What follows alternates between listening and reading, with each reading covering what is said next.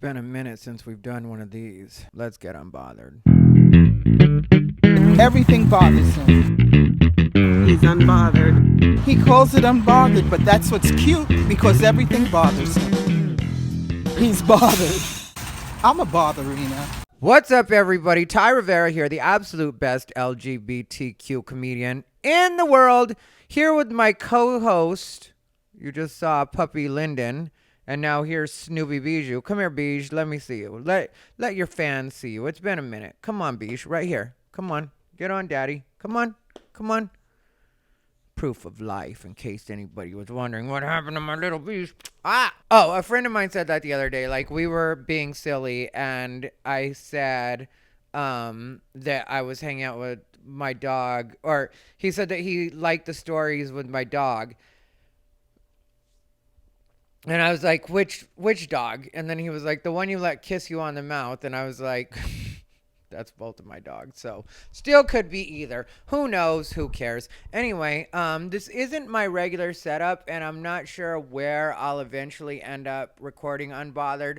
I am bringing Unbothered back, but I just tell you guys or ask you guys to be patient with me because I really am as busy as I say, especially lately. It's been truly ridiculous, and I'm really blessed for it because it's everything that I wanted as far as what's happening with my YouTube right now. This is my secondary channel, which I've started to post Unbothered on since I was doing Unbothered on, which means I've only done one post there. And that's because if you check out my regular YouTube, it really is blowing up. And if you look at those videos, though, too, I edit out every breath. I edit out every and I'm not going to be doing that on Unbothered because it would be too time consuming to do it for a 45-minute. What are you doing? Stop that. Sorry, Lyndon's like acting like it's for his first time on a couch and he's going to get his ass beat is what's going to happen. Hey, you better stop. Get down. Go to your bed. Go to your bed. That's where I need you. Go to your bed. Hurry up. Come on. Get your little ass to your bed. Hurry up. Thank you, sir. Keep moving. That's exactly right. Run a tight ship around here. But anyway, I'm not going to be doing that much editing. I'm not going to lie to you and say there's going to be no editing, but I'm not going to be doing that much editing. There does have to be better lighting going on, which I'm not sure exactly what I can do about that, but I'll figure it out for sure. I'll figure it out. I'm not worried about anything, to tell you the truth. I really am loving life right now, but it is, like I said, super busy because I've been saying that I want things to take off with my YouTube. And really, I want to become full-time content creator, part-time comedian. That's what I really want. And I'll always love doing stand-up, but less and less do I actually want to be on the road. I'm sure I will be on the road a lot once everything really takes off with my YouTube. But for right now, I want to be on the road a lot less. And I just want to concentrate on content creation. And also with Lyndon's like what, 5 or 6 months old now, still a little boy. 6 months is what he just turned 6 months. I believe the 23rd is his birthday, so he would be 6 months on June 23rd. So we're on like the 27th or something like that, 28th, something like that. And I know I look crappy. I'll try to look better for certain episodes, but also I really feel like right now what's going to be watching my podcast and paying attention to my podcast are the true botherinas, which if you're new around here and you maybe found me through the other channel or whatever, botherinas are what I refer to my people as when it comes to the people that have been listening to my podcast forever, because my podcast has been around since I think 2016 or 2017. And so we have some years between me and the Botherinas, and the Botherinas have had to put up with me taking breaks. I'm not going to be doing that with my primary channel unless it's absolutely necessary, but as few breaks as possible. I'm trying to get up to 5 videos a week. Right now, the most I've done is 3 in a week, and then I was doing Then I had a week there where I was only able to do one. This week will probably shape up to be two. All that's behind the scenes stuff you guys don't need to know. But just know that I'm working so hard. And so when I do the editing on those videos, though, not only will I edit in clips and fun stuff like that to paint the picture, but also, like I said, I'll edit out every breath, everything that doesn't help the story move forward or I don't feel is necessary. I edit out. And so if you look at that, like for a 10-minute video, between that and just the general editing, no lie, it takes me 5 to 6 hours to do the basic part. Total, probably about 8 hours when you figure in how long it takes for me to do all the finishing touches, because once I completely edit it down, then I'll go through it again and watch it again and see what needs to come out. I'm still not perfect at all of that, but I am getting much better at it. Then you do have to put some thinking into how you're going to title it, and also you have to do the tags. And so there's a lot that actually goes on for my YouTube right now. But with the results I'm having, I'm not going to mess with it. I'm not going to change the way that I'm doing things or do any huge overhauls. It's just a matter of doubling down on what I'm already doing. And then tonight, my friend Jen had asked me to do her. Jen on the Block is what her YouTube is. And she does nightly, I believe, live streams. And she has a panel that she regularly has on. And tonight I was a special guest because she wanted to discuss my latest video, which I'll put up here or whichever side it's on. I don't remember. But you'll see it when I point like that. It'll be there. And so I did her stream and we were talking about the latest video I did, which, the latest video I did, I'm very proud of, but I thought it was very necessary to make that video because everything I'm doing right now on my actual channel, people have to understand, comes from a very real and a very genuine place. Because the thing with my regular channel is I don't think a lot of people understand that for me, the community really has gotten out of control, and I do want to help in any way that I can and use my voice to hopefully right the ship at least a little bit. Because the way the LGBT community really has turned into this thing that a lot of us did not sign on to be a part of, and especially to support, or more importantly, to fight for. A lot of the stuff that they're doing right now, I'm like, no, I don't want any of this to be the community that I belong to. I don't want to be a representative for that part of the community and what's happening with that. And I think anybody that doesn't understand that right now is blindly following an ideology and not using critical thinking skills, because what's happening right now, I don't know how you can stand behind it. I've talked about on my regular channel how I am not at all a fan of introducing young people, specifically kids, because young people could be 20, 18, 19. Once you're an adult, do what you want. I don't mind at all what adults do. That's your business. I don't care. But when it comes to kids, I don't understand why there's such a big push right now from whoever it is that's at the top and making the decisions for what calls itself the LGBTQ community to involve kids or want kids to somehow be a part of the movement. For me, I think kids should enjoy being young as long as they possibly can.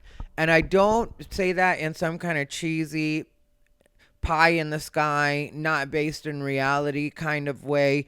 But I am a person who jumped into adulthood with both feet when I was 16 years old. And I literally did go from being a kid at 15 to living like an adult at 16. And yeah, there were a lot of parts that were wonky. There were a lot of parts that were not the way that an adult behaves. So I'm not really saying that I was an adult at that point. I'm saying I was trying to mimic an adult. I was trying to be an adult at those ages, and I wasn't doing a good job of it, but nobody really cared what kind of job I was doing of it because almost everybody was exploiting me. When it comes to my family has always been very good to me. I definitely do not mean my family as far as my parents or my sisters, nobody like that. But as far as all the adults that were around me at that time, who were all either trying to be with me in some sort of sexual capacity or trying to date me. I mean, like, and it's really like I was thinking about it earlier today because it's really started to sink in for me. And you would think that in my advanced age, it would have sunk in for me at a different point, or you would have thought it would have sunk in for me. Is it sunk or sank? Whichever. Uh, you would have thought it would have sank in for me. I love when I don't know words because I am really good with words, but I also can be kind of an idiot. But you would have thought it would have settled in much sooner that I was really in a very unhealthy situation when I was younger. And I never thought of it that way because I've just been so busy moving on with life and just working with life. And so it really has hit me lately that every relationship I had between 16 and 18, with no exceptions, was a person taking advantage, was an adult taking advantage of a child. And so it's hard for me to put it that way because I've never thought of it that way. But I was, in essence, molested from the time that I was 16 to 18. And it's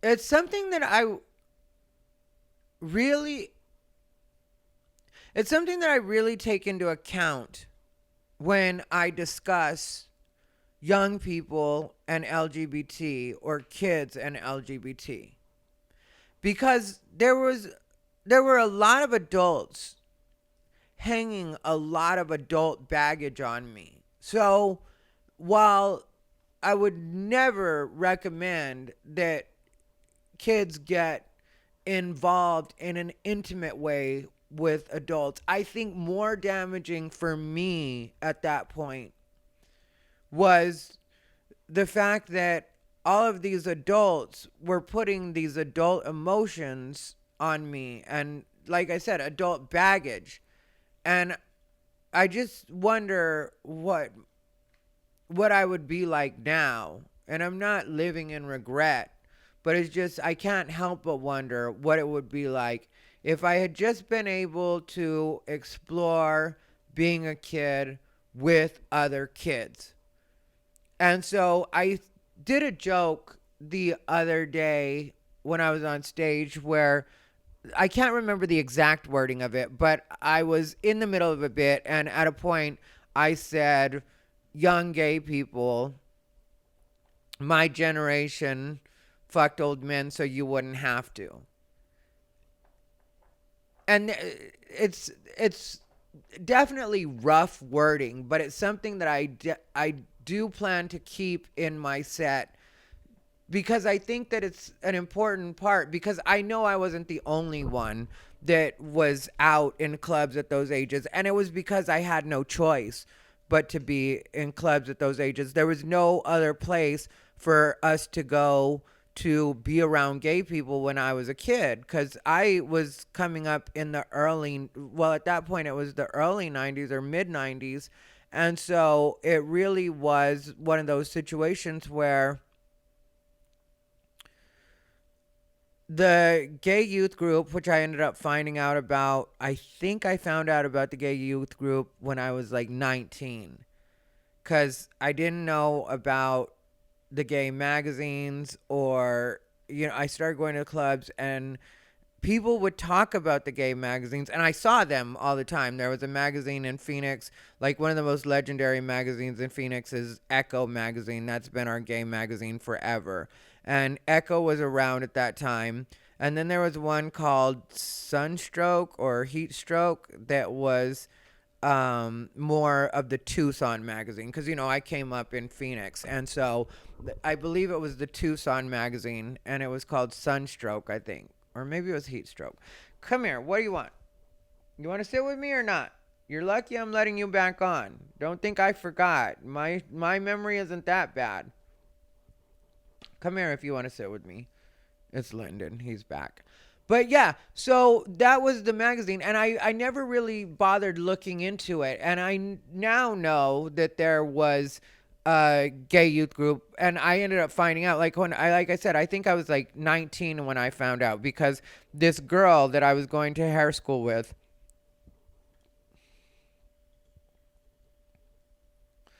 yeah, which I think I was 19 when I was in hair school.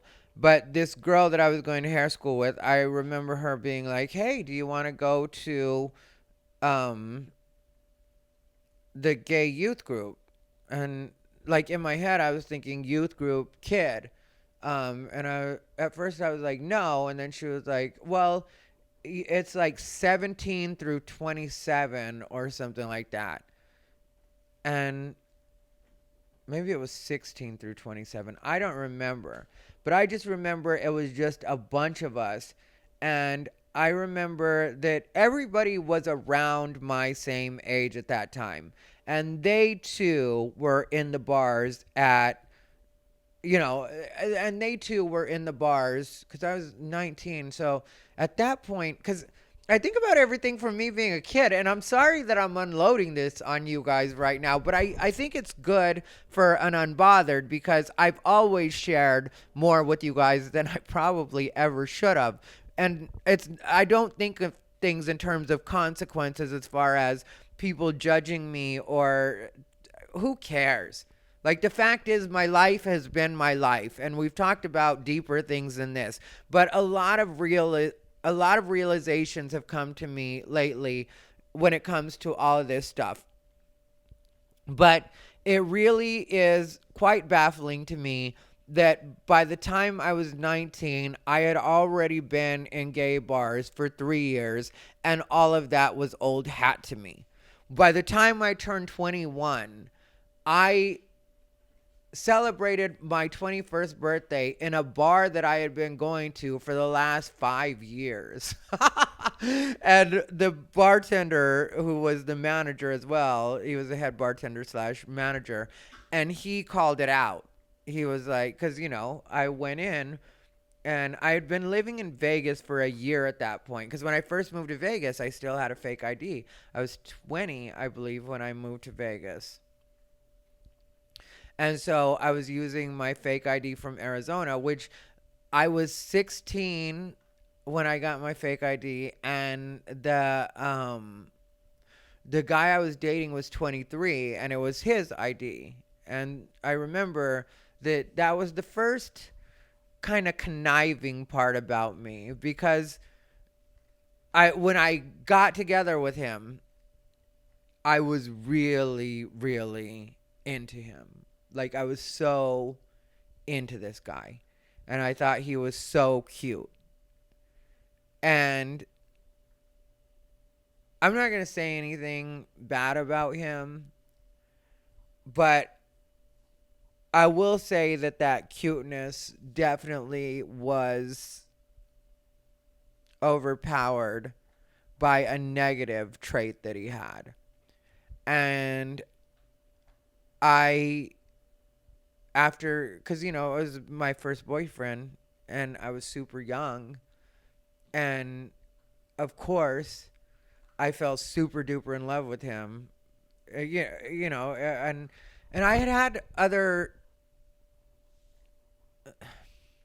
I don't want to get too much into my sexual encounters just because it's like a lot of that gets uncomfortable in those ages. Like, now I don't care about talking about like things I've done as an adult, but like when there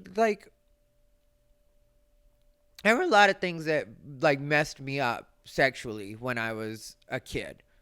Or a couple of things, I should say. And then once, so that too, by the time I was 16, I really didn't think of that as anything because of the other things that had happened when I was younger. And those had been more noticeably traumatic. Like, I, I knew those were wrong. And I don't mean wrong because I'm gay. I mean, I knew that those were wrong. And so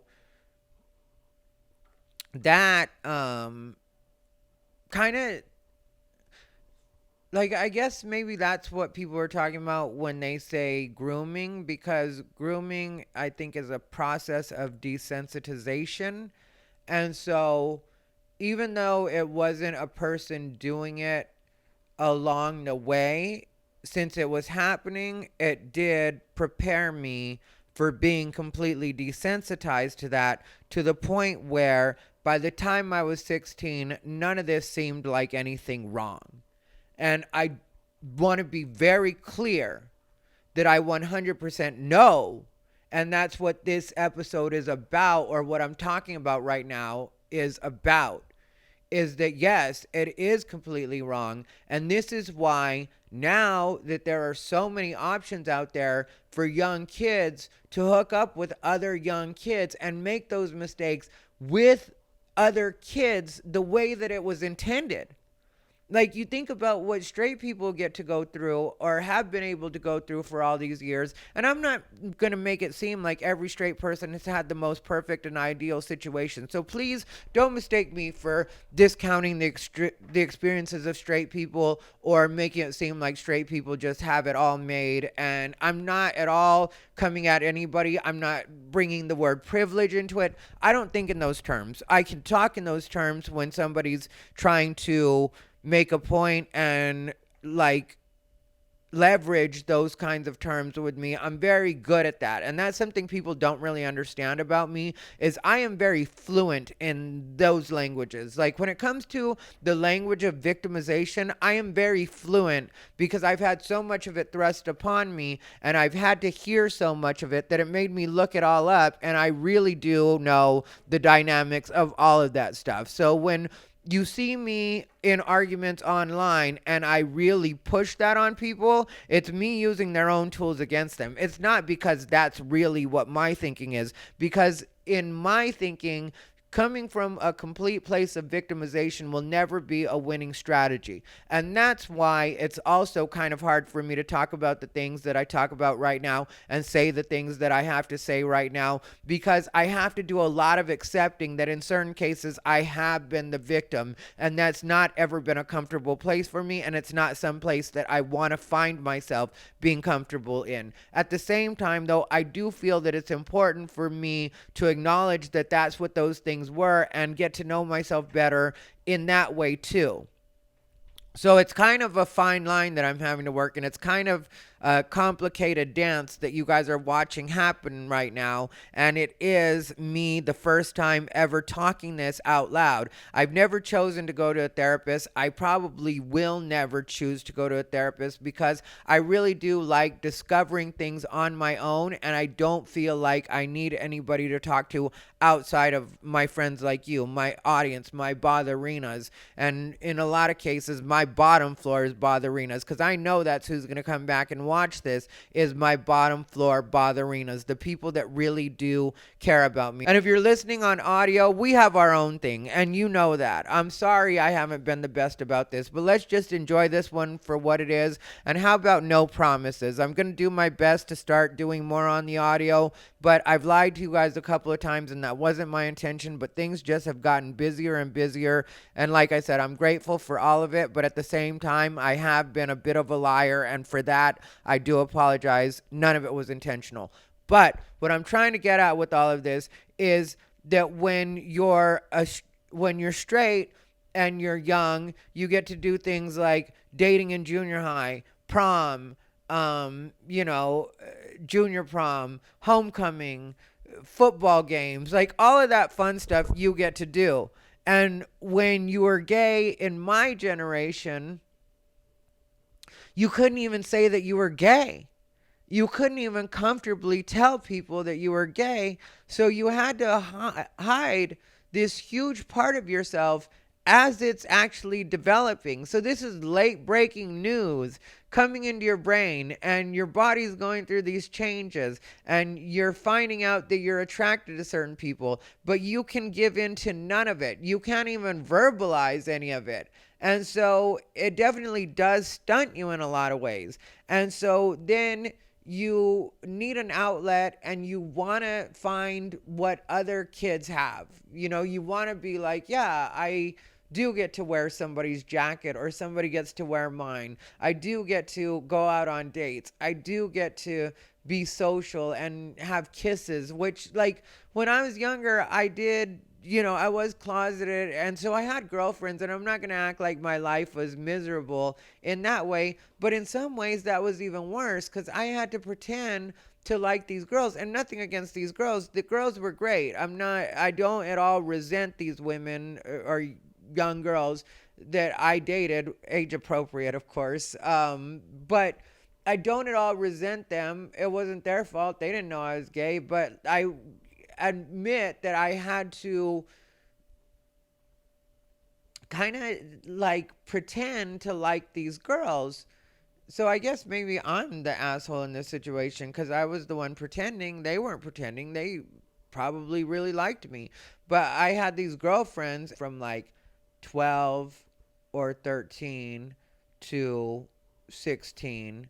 And even that was a bit sheltered in some ways, but I'd go to sleepovers with friends and lie to my mom about the way the situation was working out, because my mom was the one in charge of really monitoring our behavior, because my dad had to work so much that he wasn't able to really focus on that stuff, or be involved with that. He just kind of let my mom take the lead on that. But yeah, so these girls, and a lot of it was like, kissing, dry humping, that kind of relationship stuff. But I remember there were two girlfriends I had that it was like a lot of kissing all the time, like, and walking to classes together, me walking them to their classes, because, I'm a boy, so I was supposed to walk them to their classes. And so there was a lot of that. But, having to pretend that you like people that you don't like. And I like them as people, not like that, but, having to pretend that you're attracted to people that you aren't attracted to. That's the better way to put it.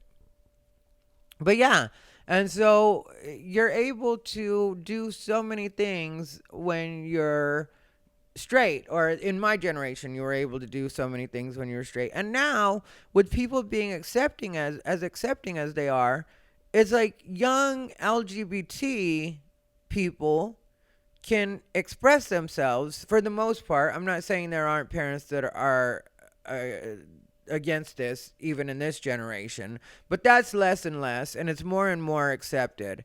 And so while you're a kid and you have this world open to you where you don't have to be taken advantage of and exploited by older men or older women, if you're a lesbian, why would you not take advantage of that and just enjoy everything that the world that we live in currently has to offer? And then, hopefully, you can be as well adjusted as an adult as any straight person can be. And I see that happening right now with Gen Z, where a lot of Gen Z people, where a lot of Gen Z kids really seem to be getting to actually know themselves, and the fact that they are comfortable in a lot of cases with gay, lesbian, trans, pansexual, everything. They're comfortable with everything. And they're not as sensitive as millennials. So it seems like it's a really good balance that's happening with Gen Z right now. And Claire, who has been on the podcast, is one of my Gen Z friends. And I have a couple other Gen Z friends from the comedy world. And I hear them talk and I see the way that they conduct themselves. And I really do like what's going on there. I don't think they're a perfect generation by any means. I'm not trying to idealize them, but they do seem to have it a lot more on the ball than any of the generations that have come before them. Like Gen X, which is my generation, was and is a little too damaged. That's something I can admit. We're strong, but it came from being very damaged and stories not unlike mine. Like a lot of Gen X was, for lack of a better term, molested or exploited, or like all of that was normal. Even though it was becoming, like, people were starting to acknowledge that these things were a problem. But in Gen X was the last generation where somebody can completely get you drunk out of your mind, have sex with you, and that wasn't considered rape or sexual assault. Like Gen X, that's what people probably wouldn't want to acknowledge about the dirty truth about Gen X, you know?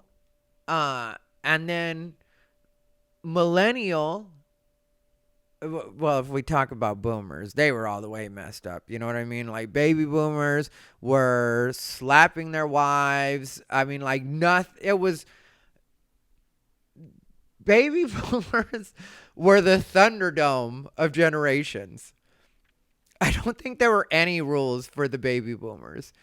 And then I don't know what was in between the baby boomers and Gen X, but we'll just jump to Gen X because that's all I can think of, which I said we were strong but very damaged. And then the millennials were just entirely and are just entirely, they're an overcorrection. That's what I would say about the millennials. And a lot of them mean well, but they really are a toxic generation. I would even say, and I'm not trying to be that guy because I do have plenty of friends that are millennials that are really starting to figure themselves out and understand that a lot of that was unnecessary. But I do think there's a bit of deprogramming that happens with, or has to happen with, the millennials. When it comes to being Gen X, I think most of us, even though we have fun with it and will own it, do realize that we had a lot to figure out, or have a lot to figure out, because of the way that we were raised and what it was that was considered normal while we were growing up.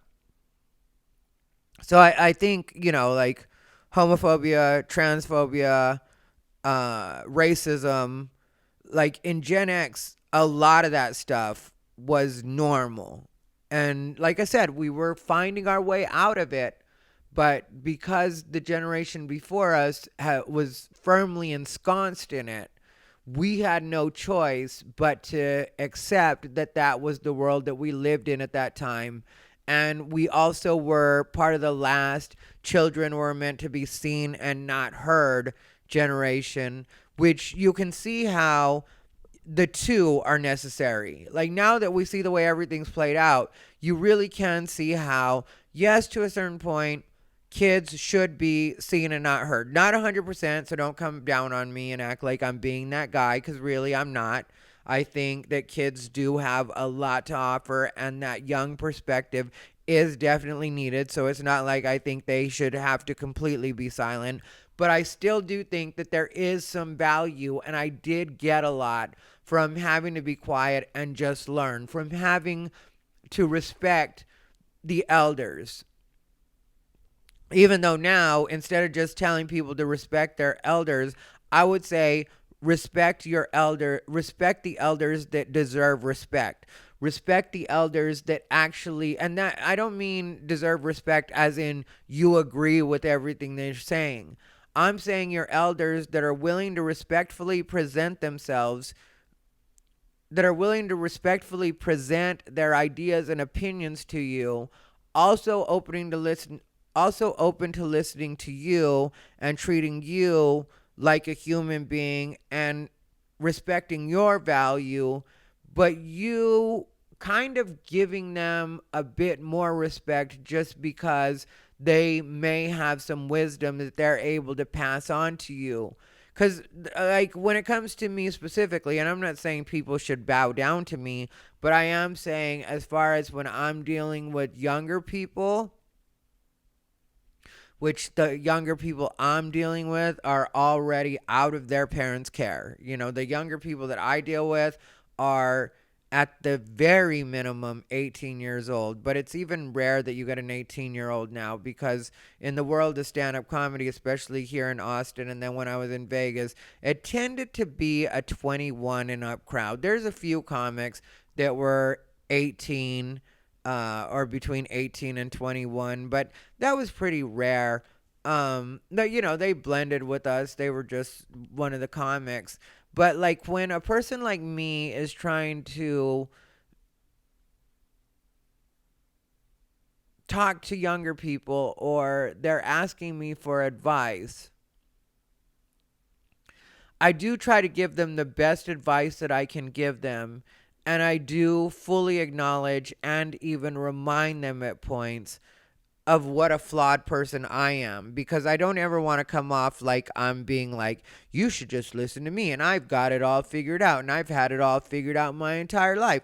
No, I have a lot more on the ball now than I did even 5 or 10 years ago.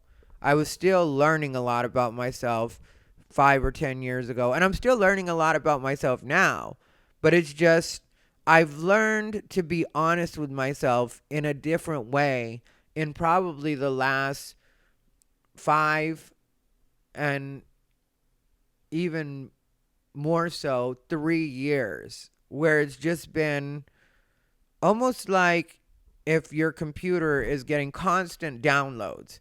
And I think that that's where some people make the mistake of thinking that because you're older, you have to be set in your ways and you have to just think a particular way. I think that you can continue to grow mentally for as long as you're willing to continue to take in new information. And that's like a lot with me. And some people think the opposite because of some of the things that I say when it comes to LGBT specifically, or more broadly, or even more specifically than that, trans and transgender. But it's like a lot of that is taken the wrong way. A lot of that is what I'm saying is the opposite of the way people take it. People take it like I'm trying to tell them to put up with some sort of abuse or to not view themselves as human or to not respect themselves. And it's really the complete opposite. A lot of what I'm telling people when it comes to LGBT is stop getting your feelings hurt by people that don't matter. Stop looking to other people for validation. Stop trying to make the world accept you and just accept yourself. And when you do that, the world will just fall in line. And the ones that don't matter, because that's something that I've learned to do, especially, like I said, in the last 3 to 5 years, where I've really learned to just be like, I don't care what anybody thinks about anything to do with me, whether it's the way I vote, whether it's the way I talk, whether it's the way I look, my sexual orientation, my friends. I don't care what anybody thinks about me, because I know what it is I am. I know what it is I've been through. I know why it is I make certain decisions I make, and I know why I am a person that deserves respect and is of value. These are all things I know. So, being that that's the way I carry myself, even people that completely disagree with me still treat me with respect, because I'm so used to respecting myself that they see that and they fall in line. And it's not something that I'm at all trying to force on anybody, because that's the other thing that people don't understand about me and my thinking is if a person truly doesn't respect me and I can tell that a person doesn't value me on any level, I will just completely stay away from that person. I don't try to change that person's mind. I don't feel a need to be like, please love me, please like me, please be my friend. I just let them do what they do and go where they go, and not, I don't make it my problem.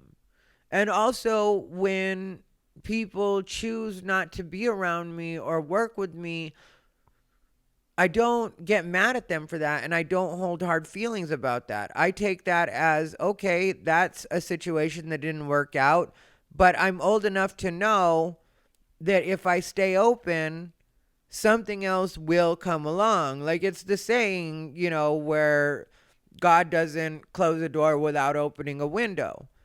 That really is the way that I look at life now. And sometimes I do still struggle with having to remind myself about that, because it's been so long that, and I've been conditioned for so long that you're supposed to hold on to every opportunity, and everything that doesn't go through must be a bad thing. And this is the way that we're programmed, even if people don't admit that this is the way that we're programmed, or that that's the way that they were programming us. Maybe less now, because I don't know what the younger kids are being taught.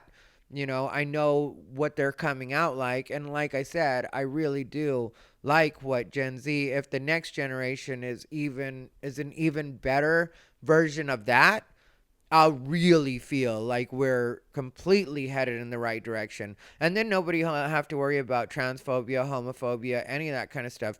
Because if you notice, each generation is just getting better at just being natural about that and treating that like it's anything else, which is eventually where I want it to end up. Like, I'm fine with the fact that in some cases my thinking will die with me, because with the world evolving the way that it's evolving,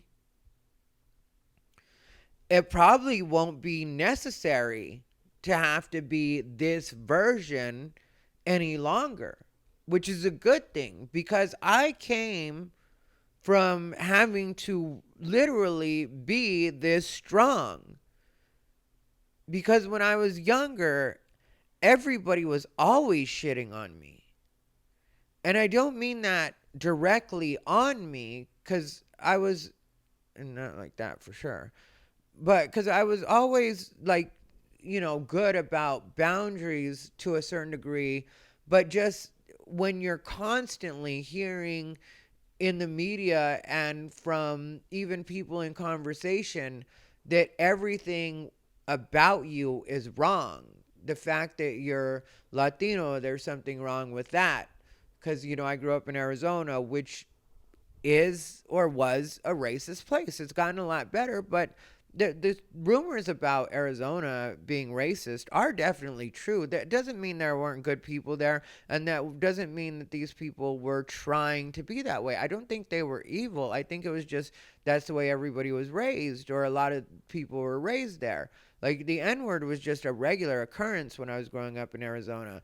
For somebody to say, derogatory things about Mexicans was just a regular thing in Arizona. All of this was just, normal when I was coming up. And so I had to learn to have a thick skin, even the stuff I deal with now. And some of the stuff that I tell, some of the younger people, it's because they are still having to deal with people from my generation and older, and also some of the people in the millennial generation, or the people that have overcorrected again from the Gen Z. So maybe it'll continue to like back and forth to a certain, but I really feel like it's like in these next couple of generations, when it comes to a lot of this stuff, people are really gonna get it, at least in this country. And I know other countries are developing at different rates, and it's unfortunate that that's happening in the way that it's happening. When you look at the treatment of what would be considered LGBT in Russia, or when you look at some of the things that are happening in China, or you go way more extreme, North Korea.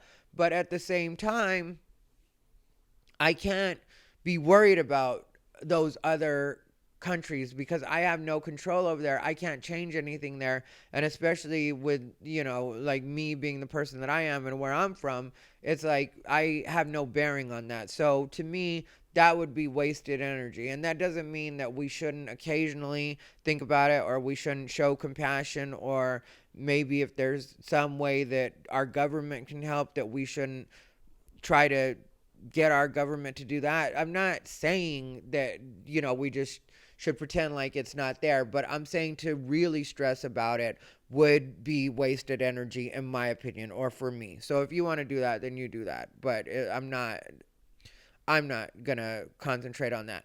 But what I am saying when it comes to that kind of stuff is that in this country, I feel like in the next couple of upcoming generations, which, I'll either be super old or dead. um, but I feel like having to be a personality like me when it comes to the vulnerabilities that I have as far as race or sexual orientation won't be necessary. And that will be a good thing. When you don't have to be like me, when nobody in society has to be like me, that will be a good thing. And I wish I hadn't had to be like me. I remember what a nice, and I'm not being silly, but I do remember what a nice kid I was. And I do remember that when I was younger, I really did, because my parents loved me more and love me now more than anybody should ever love anybody. Like, they haven't been perfect, but they definitely always, there was never a point where I wondered if they loved me. Like, my entire life. There were parts where I hated them, for sure. But I never wondered if my parents loved me. I've joked about it on stage, but because, sometimes when I'm on social media, people will be like, you need a hug, or, like, I guess your mom didn't love you. And I tell people all the time, no, I'm what happens when people love you too much. I'm what happens when you feel like you can't fuck up no matter what happens. And that's kind of unfortunate and fortunate in the same way. I mean, like, there definitely have been moments where I felt like I fucked up or whatever. But as far as the most important people in the world, who would be my parents and my family loving me, I don't question that ever. Like, even when it comes to my sisters and my nephews and nieces. And yeah, I get pissed off at them sometimes, and they get pissed off at me sometimes. But I don't feel like I'm ever in danger of losing their love. And I know that they're not in danger of losing mine, even though we will have times where we don't talk to each other or don't interact, or sometimes it's better for us not to be around each other because maybe somebody's growing through a toxic phase, or somebody just needs time alone. And then also in my family, we do that too, where we'll just choose to stay away from the others. Sorry, puppy. We'll choose to stay away from the others just because, you know, we're going through things that don't require. Like, I haven't talked to my parents, I mean, like, very much at all recently. Um, Unless absolutely necessary, I haven't talked to them. And so I haven't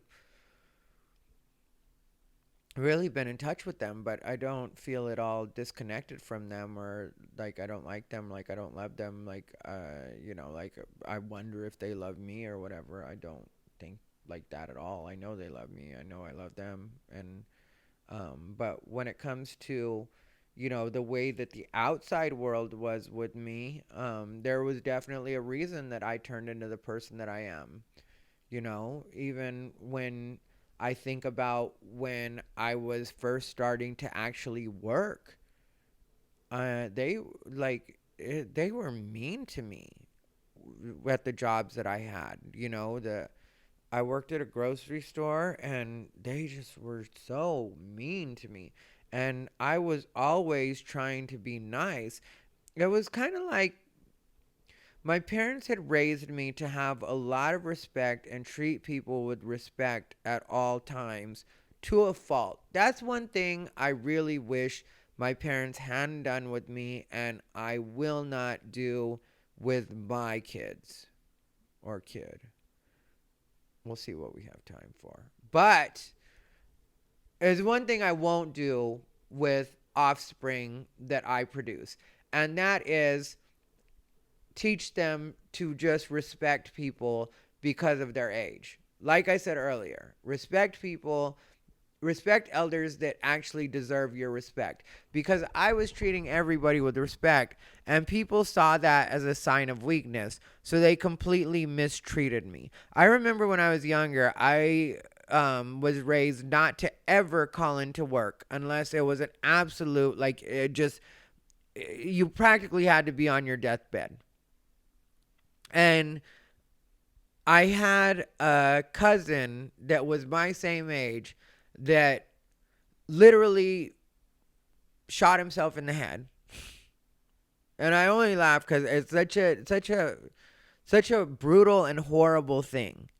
And he was my same age. And we didn't hang out, but he was a cousin. And so when we would do family things where, we'd all, when we were kids, and we'd all be like at a wedding or somebody important's birthday or something like that, then, as the kids, we'd all hang out. And of course, with him being the cousin that was my same age and also a boy, like, I really did like him. I really did love him. He was my cousin. And so when he died, it was just such a horrible thing for me. And I asked for a day off. I didn't even call in. I just asked for a day off so that I could go to his funeral. And they told me no at first. And it was something that I actually had to go into the main manager's office, and I also had to produce the obituary because, and keep in mind, since I was raised to not call into work, I hadn't called into work. So, and I had been working there for them at that point probably 9 months. I ended up working for them for over a year and a half. But yeah, and my whole life was a lot of those things, and that's why, like, I'm the person that I am now, and I'm as assertive as I am now, because the way that I finally quit that job when I finally got tired of it was I was sick, and I puked, and I flushed the toilet, of course, because I had puked. And I told that same manager, the one that made me produce the obituary, which I don't know why my parents didn't. Never mind. That doesn't matter, I guess. Because I think about that too sometimes. Why my parents still made me play these people's game and never told me just to tell them to fuck off. But yeah, so I puked. And it was because I had been put on this medication for acne, and it was fucking with my stomach, and I, like, my body was adjusting, and I really got sick, and I flushed the toilet, and then I had to tell that same manager that I was sick and I needed to go home. And I told him that I just got through getting sick in the bathroom. And then he literally said, "Let me see." And I was like, "I flushed the toilet." And he was like, "Well, then how do I know you're sick?"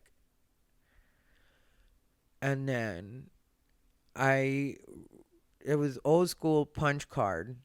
And so I just went ahead and walked over to, the punch card holder, and I grabbed my punch card, and he was like, "What are you doing?" And I just literally said, "Fuck you." His name was Jay. And I said, "Fuck you, Jay." And I just punched out and I left. And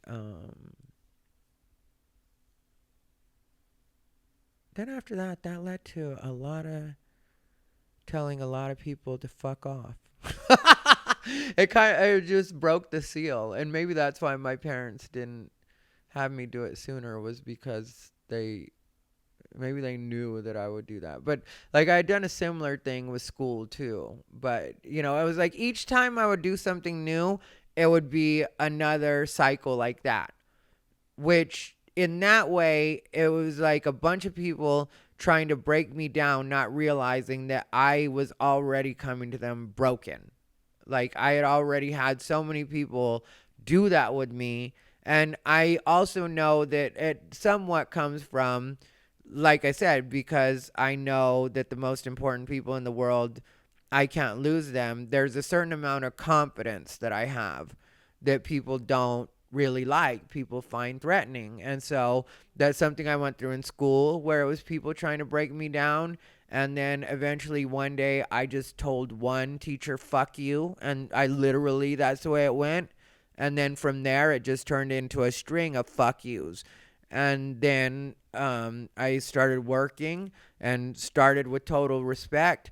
And then just jumped into the straight up fuck you after being mistreated, and then continued on that streak. And then I had it happen with stand-up comedy as well. I was mistreated doing stand-up comedy in so many ways, and I still don't talk about a lot of it because a lot of those people are still working in stand-up. And so I have told them person to person, "Fuck you," but I'm not going to tell the stories because um, it would just be too much of a disruption, and it would be a lot of people hearing a lot of things that they're not ready to hear and they're not ready to own up to.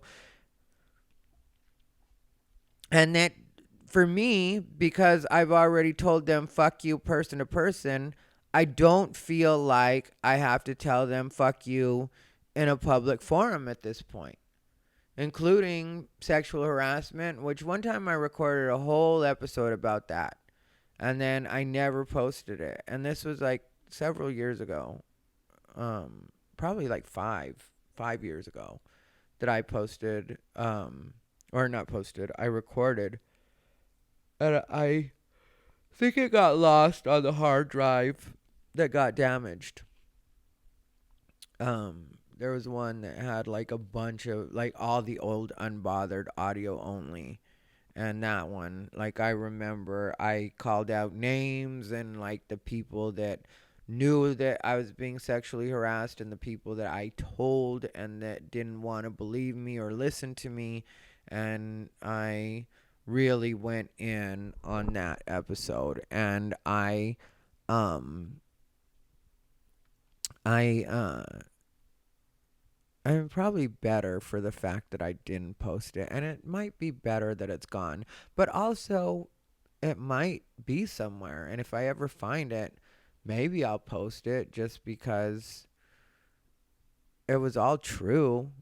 I mean, everything that I said and the way that I said it was all 100% just the way the story went, and would let people know how it is that people get away with sexually harassing and sexually assaulting people in this business for years.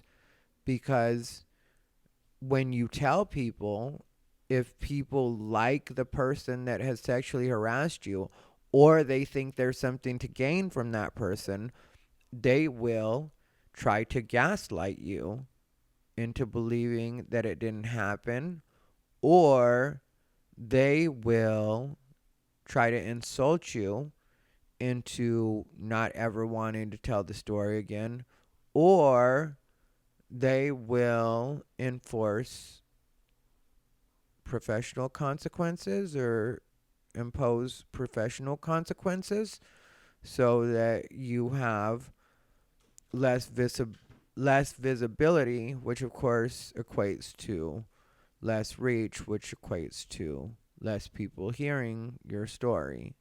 So it gets drowned out anyway. But all that we can talk about another time. In the meantime, stay unbothered.